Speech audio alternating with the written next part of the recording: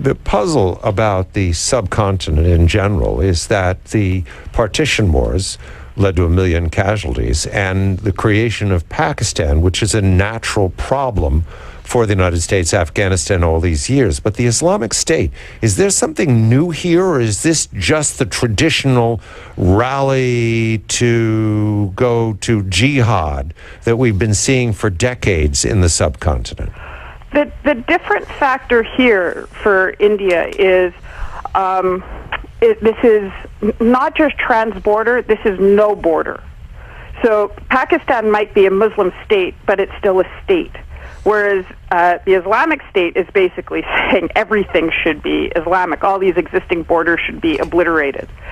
So what Prime Minister Modi of India has said, for example, is, I don't care what religion you are, as long as you are a patriotic Indian.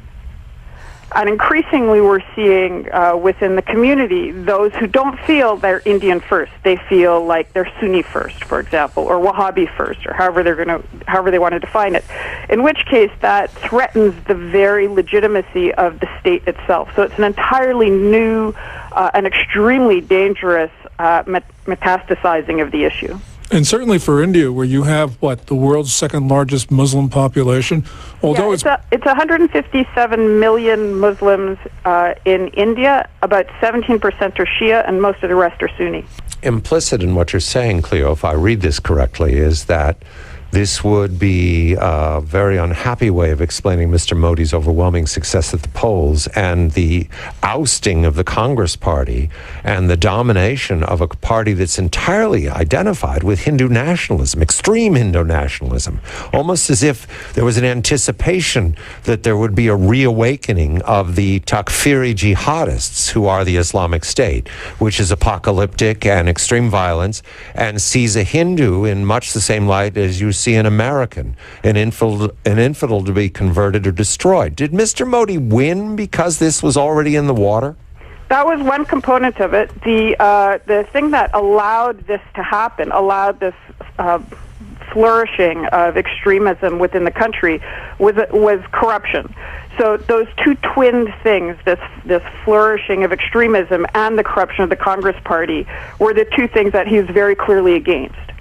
And you'll see, by the way, a lot of funding coming out of Pakistan and Saudi Arabia to try to discredit Modi, especially within the next year in the U.S., in the media, in the think tanks, to try to paint him as an extremist, as a Hindu extremist, as a kind of an equivalent to a Muslim extremist, in order to try to discredit him and isolate him.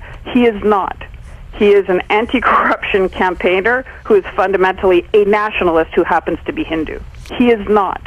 He is an anti-corruption campaigner who is fundamentally a nationalist who happens to be Hindu.